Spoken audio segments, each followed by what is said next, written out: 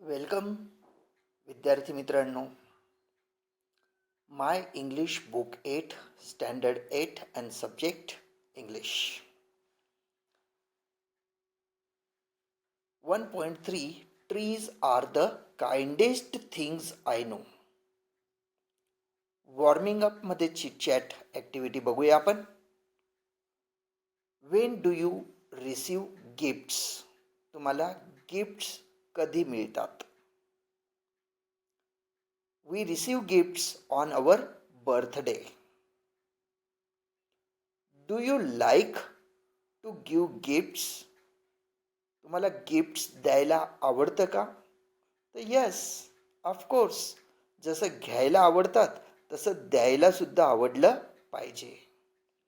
From whom do you get gifts?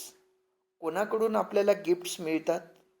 तर पॅरेंट्सकडून मिळतात, फ्रेंड्सकडून मिळतात आणि रिलेटिव्सकडून मिळतात. आपल्याला गिफ्ट्स कोणी देऊ शकतं? टीचर देऊ शकतात, फ्रेंड देऊ शकतं, आपले नेबर्स देऊ शकतात.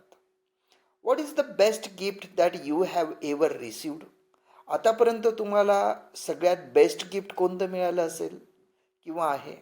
आता प्रत्येकाचं गिफ्ट वेगवेगळं असेल. कोणाला रिस्ट वॉच, हातातली घड्याळ मिळाली असेल, है ना, कोणाला नोटबुक मिळाली असेल, कोणाला बुक मिळालं असेल. Y is it special for you?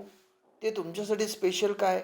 तर स्पेशल व्यक्तीने तुम्हाला दिलेलं ते गिफ्ट असतं.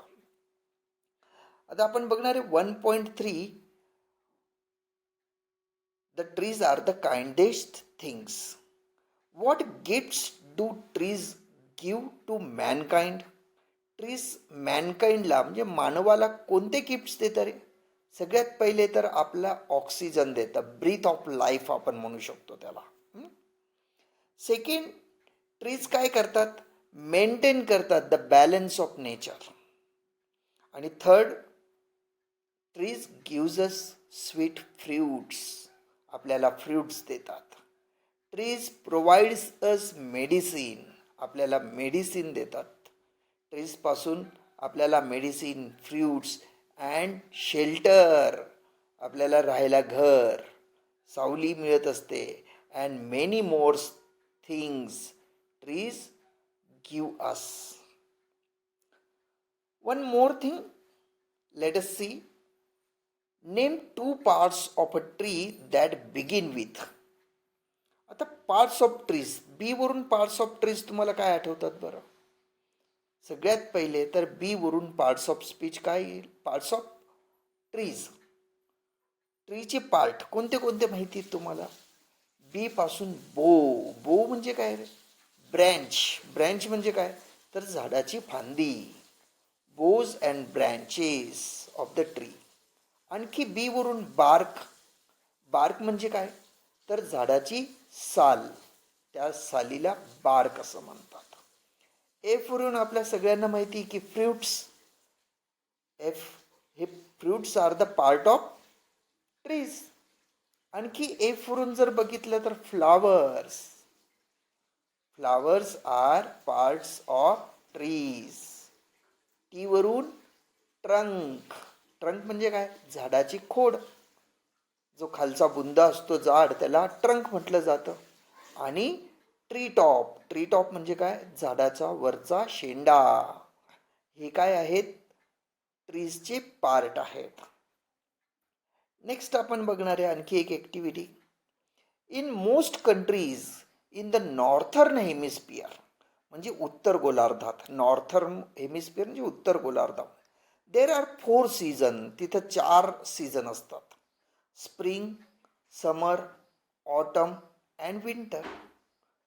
Try to guess what is the season in the month given below. आता मार्च, एप्रिल, मे मध्ये नॉर्थर्न हेमिस्फिअरमध्ये स्प्रिंग सीझन असतो. जून, जुलै, ऑगस्टमध्ये समर सीझन असतो. सप्टेंबर, ऑक्टोबर आणि नोव्हेंबरमध्ये ऑटम सीझन असतो. आणि डिसेंबर, जानेवारी, फेब्रुवारीमध्ये विंटर सीझन असतो. असे हे 4 सीझन नॉर्थर्न हेमिस्फिअरमध्ये असतात. नॉर्थर्न हेमिस्फिअर म्हणजे काय? उत्तर गोलार्ध. नेक्स्ट आपल्याला काय दिले की trees are the kindest things. कोण आहे रे पोएट याचा? हॅरी बेन नावाचा पोएट आहे. आपण ही पोएम आता पाहणार आहोत. The first stanza is given here. Trees are the kindest things I know. मला माहिती आहे, आय नो म्हणजे मला माहिती आहे की ट्रीज सारखे दयाळू गोष्टी किंवा ते किती दयाळू असतात. ट्रीज किती गोष्टी आपल्याला देतात हे आपण बघितलं. त्याच्यावरून ट्रीज हे खूप काइंडेस्ट असतात हे लक्षात येतं. They do not harm. ते कोणाला हार्म करत नाही. हार्म म्हणजे इजा पोचवतात का? ते नाही. They simply grow. ते फक्त वाढत असतात. And spread a shade for sleepy cows. आणि जे काऊज असतात किंवा आपण पण ह्युमन बिईंग्स असतो, आपल्याला ते काय देतात रे? शेड, सावली. स्लीपी काऊजसाठी ते सावली तयार करून देतात ना. And gather birds among their boughs. आणि बर्ड्स काय करतात? त्यांच्या त्या बोजमध्ये किंवा ब्रँचेसमध्ये किंवा लिव्समध्ये त्यांचे नेस्ट बनवतात.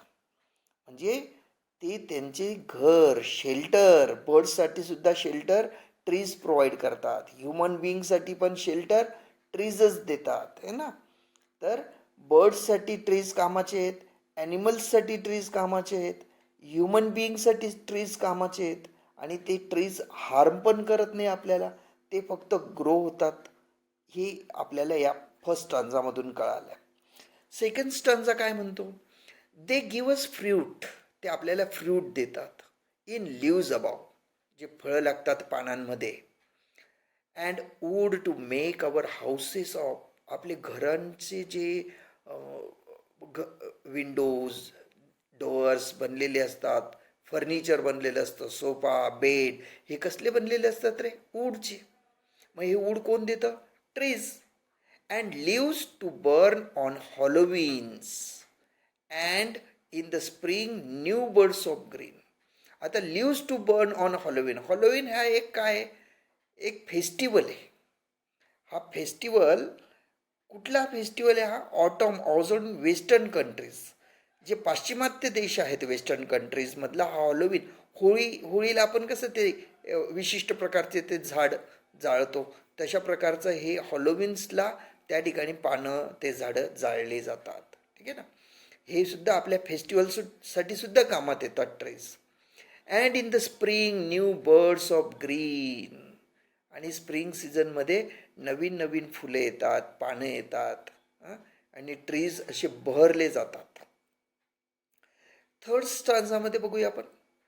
दे are the first when days began. जेव्हा दिवसाची सुरुवात होते तर सगळ्यात आधी सकाळचा जो प्रकाश असतो, उन्हाची किरण असतात, ते झाडांवरच पडत असतात, ट्री टॉपवर.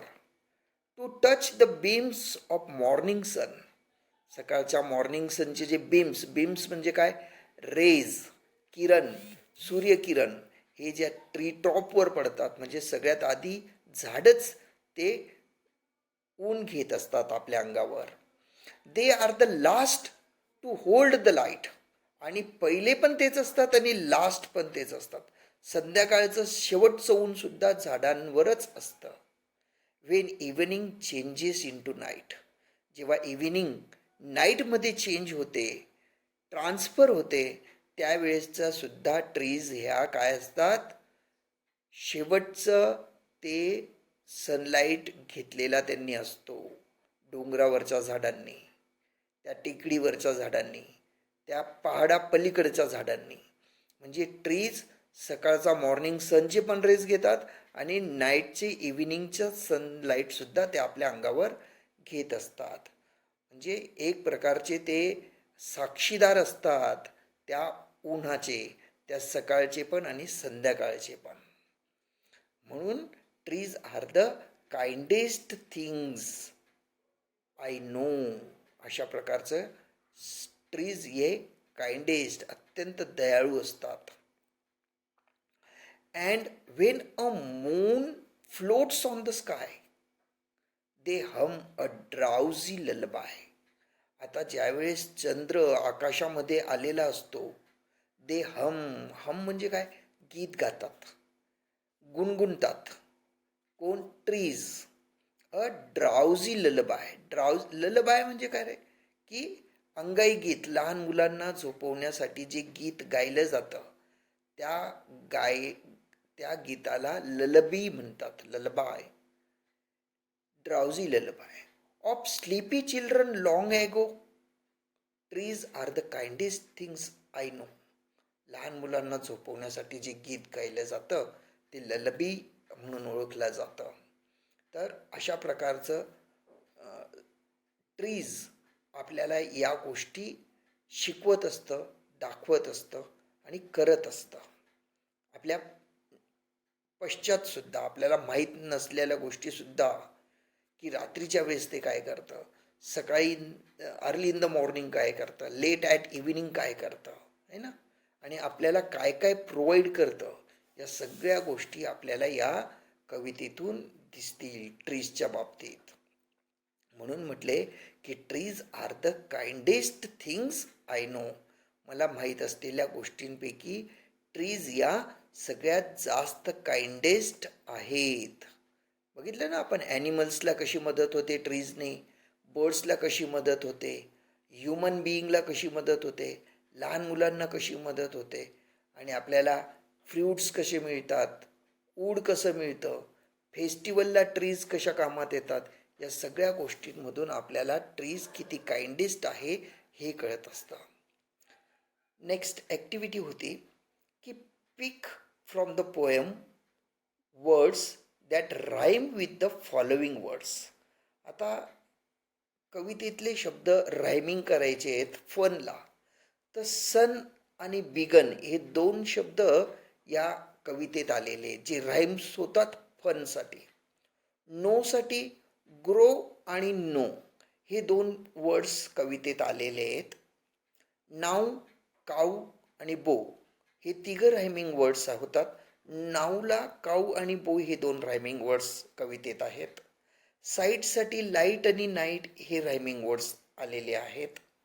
फ्लायसाठी स्काय आणि ललबाय हे दोन वर्ड्स या कवितेमध्ये रायमिंग म्हणून आलेले आहेत. हे सर्व वर्ड्स तुम्ही तुमच्या नोटबुकमध्ये लिहून घेत चला. नेक्स्ट होतं find words that describe the following. आता आपल्याला खालील गोष्टींचं डिस्क्रायबिंग वर्ड कोणता आलेला आहे काऊसाठी, आपण बघितलं ना, काय की trees provide shade for sleepy cows. Sleepy cows म्हणजे काऊजसाठी स्लीपी हा शब्द ॲडजेक्टिव्ह आलेला आहे ना, मग तो डिस्क्रायबिंग वर्ड आहे. नेक्स्ट न्यू बर्ड्स कसे, ग्रीन न्यू बर्ड्स असा शब्द प्रयोग केलेला आहे. तर ग्रीन हा डिस्क्रायबिंग वर्ड त्या ठिकाणी आहे. सनसाठी डिस्क्रायबिंग वर्ड मॉर्निंग होता, मॉर्निंग सन असं म्हटलं गेलेलं आहे. ज्यावेळेस आपण असं म्हणतो वर्ड आणि पुढे नाऊन, त्यावेळेस तो जो वर्ड यूज केलेला असतो तो ॲडजेक्टिव्ह डिस्क्रायबिंग वर्ड्स असतो. जसं ललबायला ड्राउझी ललबाय आणि ट्रीजला काइंडेस्ट ट्रीज असे वर्ड्स यूज केलेले आहेत, describing words. Sleepy cows, green new birds, morning sun, drowsy lullaby हे असे वर्ड्स होते. जर तर सगळ्यांना समजलं असेल तर थँक्यू.